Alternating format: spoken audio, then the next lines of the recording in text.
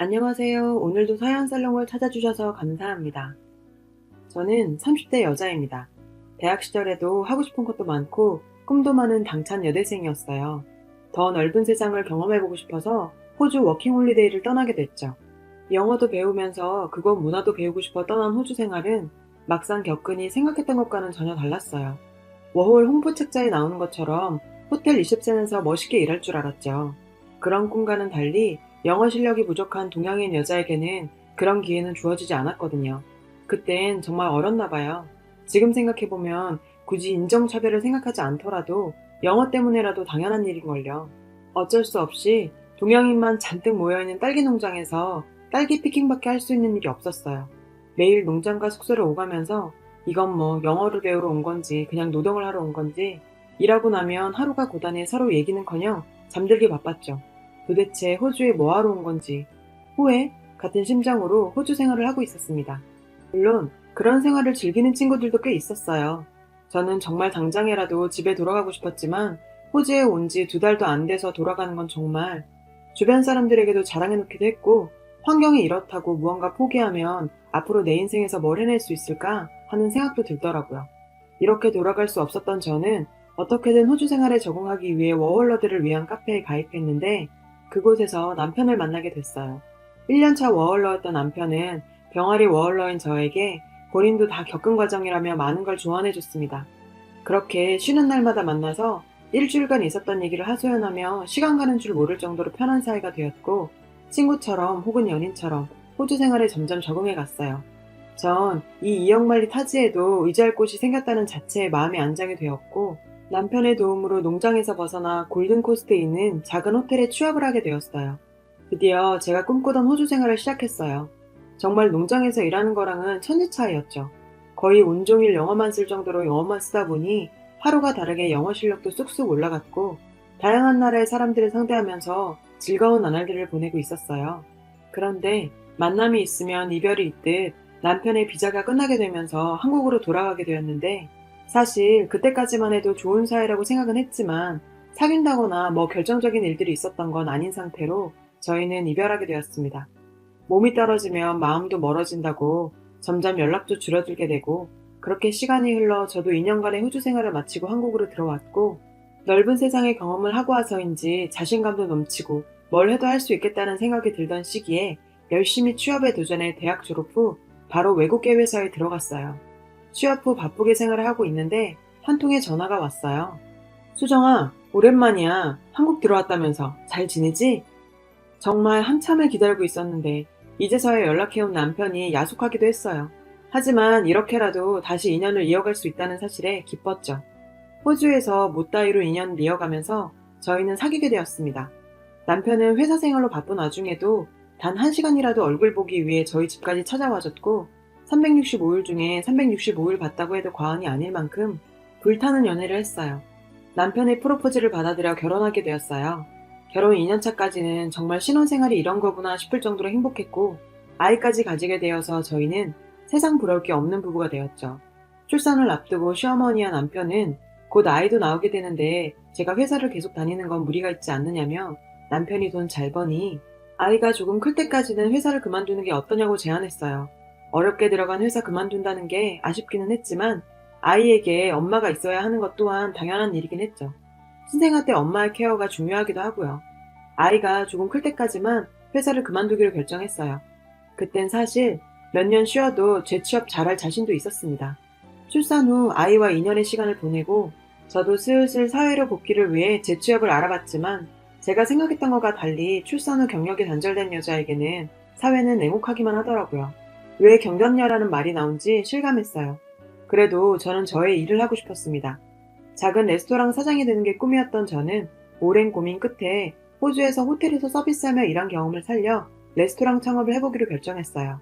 남편도 좋은 생각이라며 저를 적극 지지해줬고 저도 정말 자신이 있었거든요. 이 선택이 제 인생에 얼마나 큰 파도를 몰고 올지 그때는 미처 생각하지 못했습니다. 야심차게 시작한 퓨전 레스토랑은 제 의욕만 너무 과했던 걸까요? 음식 맛과 서비스는 좋다는 평가를 받았지만 운영하면 할수록 젖잘 폭만 커지게 되고 도저히 가게를 지속할 수가 없었죠. 오픈 1년 만에 폐업하게 되었습니다. 사업 실패의 후유증은 너무나 컸어요. 제가 모아둔 돈을 다 날린 건 물론 오픈할 때 대출받은 돈과 적자로 인해 쌓인 빚이 1억 가까이 됐어요. 하지만 정작 더 큰 문제는 남편과 시댁의 태도 변화였어요. 가게를 접은 뒤 남편은 집에도 늦게 들어오고 저만 보면 한숨 쉬면서 투명인간 취급을 했고, 시아버지께서는 암탉이 울면 집안이 망한다는 옛날 말이 전혀 틀린 게 없다며 저를 볼 때마다 얘기하셨죠. 1억의 빚까지 지게 된 건 모두 제 잘못이니까 입이 10개라도 할 말이 없었고, 정말 죄인이 된 양 위축돼서 지냈어요. 꿈 많고 당당하던 저의 모습은 온데간데 없고 남편과 시댁의 눈치만 보며 지내게 되었습니다. 사실 어머니 성격상 이 사실을 알면 쓰러지실 수 있다는 생각에 남편과 시아버지는 어머니께 자세한 내용은 일단 숨기고 있던 중이었어요. 어느 날 어떻게 아셨는지 제 가게가 망한 걸 넘어 1억 빚까지 지게 되었다는 사실을 알게 된 시어머니는 흥분한 모습으로 저희 집으로 찾아오셔서 제 뺨을 때리더라고요. 아이고, 수연 엄마는 의사 사이 보고 떵떵거리면서 사는 거 눈꼴 싫어 죽겠는데 누구는 며느리 잘못 봐서 집안 폭삭 망하게 생겼네. 도대체 사돈은 자식 교육을 어떻게 했길래. 우리 아들이 네 빚 갚는다고 인생 망치는 거 나는 눈 뜨고 못 본다. 너 같은 며느리 필요 없으니 당장 이 집에서 나가라. 부모님에게도 맞아보지 않은 뺨까지 맞고 쫓겨나듯 집에서 나온 저는 친정에도 갈 수 없었고 울면서 남편에게 전화를 했어요. 그래도 이런 상황에선 제 편이 되어줄 거라고 생각했던 남편은 이미 시어머니와 같은 생각인 듯 했습니다. 오빠, 사실은 오늘 어머님이 찾아와서 엄마 만났으면 대충 들었겠네. 난 이 빚 갚아줄 생각 없으니까 우리 이혼하자. 너 때문에 내 인생까지 망칠 순 없잖아? 네가 빚진 건 이혼 사유로 충분한 거 너도 알지? 우리 질펀하게 굴지 말고 그냥 깔끔하게 헤어지자. 알겠지? 아니, 그래도 내가 열심히 일해서 빚 갚을게. 우리 딸 소희도 있잖아. 제발 그러지 마. 제가 울면서 애원을 해봐도 정말 그렇게 자상하던 남편도 돈 앞에서는 피도 눈물도 없이 차갑더라고요. 물론 제가 진 빚 남 탓할 생각은 없었고 아예 이해가 안 가는 것도 아니었지만 아이까지 낳고 함께 산 부부 사이에도 그저 돈 앞에서는 그냥 남이 되는 현실에 저는 그저 할 말을 잃었습니다. 그래서 남편인 건지. 그렇게 이혼하게 되었는데 법원에서는 경제력도 없고 빚만 있는 저에게 양육권을 맡길 수 없다며 남편의 손을 들어줬고 저는 빚만 가진 채 쫓겨난 꼴이 됐어요. 시댁에 찾아가서 아이만큼은 제가 키우게 해달라며 무릎 꿇고 빌었지만 문도 열어주지 않더라고요. 희망이란 없는 긴 어두운 터널을 지나는 듯한 그 시기에는 극단적인 선택을 하는 사람들의 심정이 이해될 정도로 나쁜 생각조차 하기도 했고요. 하지만 생각하면 할수록 1억 빚까지 지게 된 건 전적으로 제 잘못이지만, 네, 맞아요. 1억이란 돈 정말 큰 돈이죠. 하지만 어찌 보면 사람까지 버릴 만큼 큰 돈인가 그런 생각도 듭니다. 고작 1억 때문에 아이까지 뺏겨버린 이 상황에 오기가 생기더라고요. 빨리 빚부터 갚아야 우리 소희를 다시 데려올 수 있다고 생각하니 정말 가릴 일이 없었던 저는 레스토랑에서 일을 시작했습니다. 설거지 일부터 시작해서 재료 손질, 청소, 서빙까지 레스토랑에서 할 수 있는 일이라 일은 다 했고, 가게 운영해봤던 경험을 살려 레스토랑 운영에도 적극적으로 아이디어 내면서 레스토랑 일에 임하다 보니 설거지, 청소 업무로 시작해서 가게 매니저까지 승진하게 되었고, 매장 매출까지 올라가게 되니 사장님의 신뢰를 한 몸에 받다 보니 자신감도 가지게 되고 상처도 점점 치유되어 갔습니다. 그리고 사장님께서는 정말 뜻밖의 제안을 해주셨어요. 수정씨, 저랑 함께 일해볼 생각 없어요? 다름이 아니라 프랜차이즈 업체로 확장을 준비하고 있는데 제가 1년간 수정씨 지켜본 바로는 남들과는 다른 감각을 지니고 있는 것 같아요. 저랑 같이 일해볼래요? 저는 아직 빚도 있고 사업을 하고 뭐 그럴 여유가 없었습니다. 월급을 받아서 빚 갚고 하루라도 빨리 아이도 데려와야 했어요. 사장님이 제 아이디어를 높게 평가해 주셔서 사업 파트너를 제안했지만 사장님의 제안을 거절했어요. 사장님은 저의 아이디어와 감각만 필요해서 스카우트 제안을 하는 거라고 하시며 처음부터 아주 큰 돈을 벌지는 못하겠지만 지금의 월급보다는 조금 더 높은 월급을 안정적으로 주겠다고 하셨고, 사장님의 자본과 제 아이디어와 성실함으로 자신있게 느껴진다고 하시더라고요. 누군가에게 필요한 사람이라는 느낌, 정말 오랜만에 받았던 저는 고민 끝에 사장님의 제안을 받아들였습니다. 그리고 믿지는 장사도 아니었고요. 그리고 정말 인생에서 마지막 기회라고 생각하고 2년간 미친 듯이 일했는데요.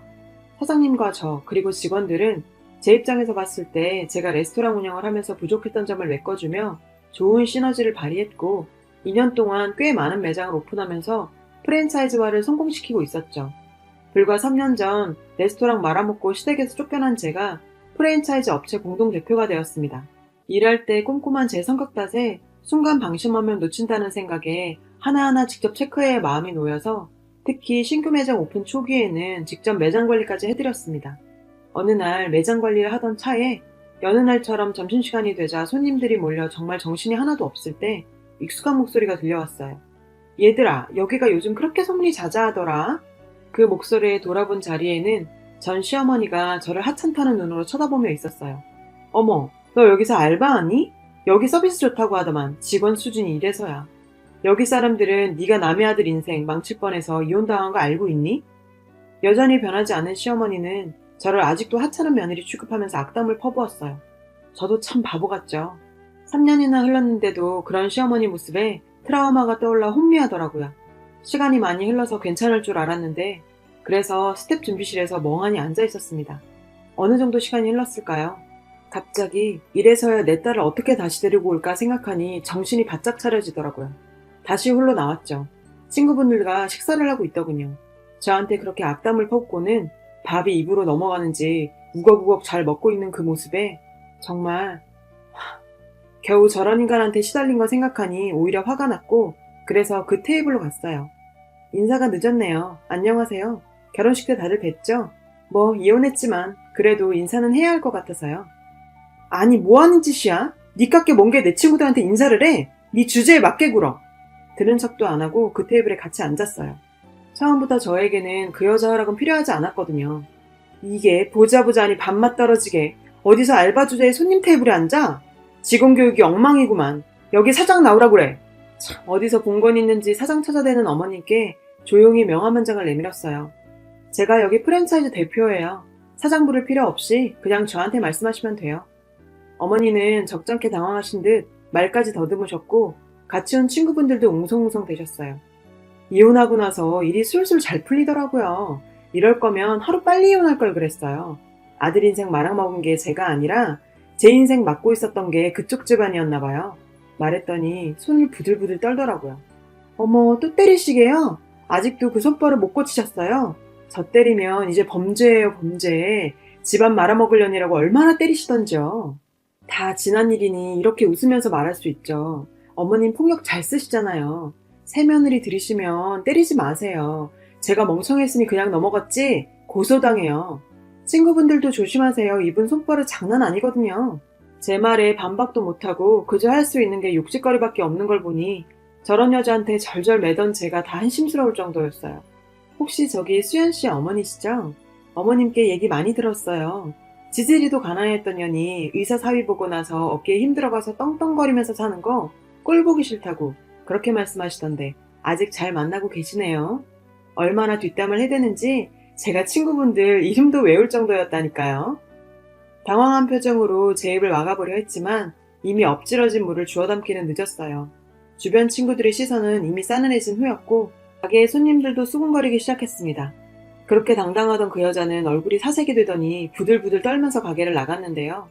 정말 친구들 앞에서 본인의 가면이 벗겨진 그 여자가 꽁지 빠지게 도망가는 걸 보니 좀 고소하더라고요. 저녁에 전 남편에게 전화가 왔어요. 그렇게 울고 매달리면서 전화해도 전화도 받지도 않던. 야, 너 우리 엄마랑 무슨 일 있었던 거야? 오랜만이네. 오늘 어머님 뵀는데 여전하시더라. 여전히 내가 자기 며느리인 줄 알고 함부로 대하시던데 너 도대체 무슨 말을 했길래 엄마가 죽는다고 난리를 치냐고. 내 인생 망친 것도 모자라 우리 가족을 다 망치려고 드는 거야? 네 인생이 왜? 네가 빚을 갚아주기로 했어. 뭘 했어? 마누라한테 빚 생기니까 지 피해보기 싫어서 그냥 아이까지 빼앗아 내쫓아놓고 이 비겁한 놈아. 그랬더니 남편은 이혼할 때 위자료 청구 안 한 것만 해도 다행으로 생각해야지 제가 염치도 없다며 빚밖에 없는 여자가 무슨 아이를 키운다는 거냐고 앞으로 아이 볼 생각 꿈도 꾸지 말라더라고요. 아, 너희 엄마가 말 안 했니? 나 네 엄마가 오늘은 식당 대표야. 네가 나 버려져서 인생 역전됐네. 이걸 고맙다고 해야 하나? 그렇게 전화를 끊어버렸어요. 다음날 전화가 또 오길래 당연히 안 받았죠. 제가 그런 인간이랑 할 얘기가 있나요? 그랬더니 다음날 바로 저를 찾아왔더라고요. 앉자마자 한다는 말이 저보고 정말 여기 대표 맞냐고 합니다. 그래서 대표 명함을 주고 확인시켰죠. 그 명함을 봤더니 남편이 보고 손을 벌벌 떨더라고요. 모전자잔인 건지 지 엄마도 손을 떨더니 지는 또 손을 왜 떠나요?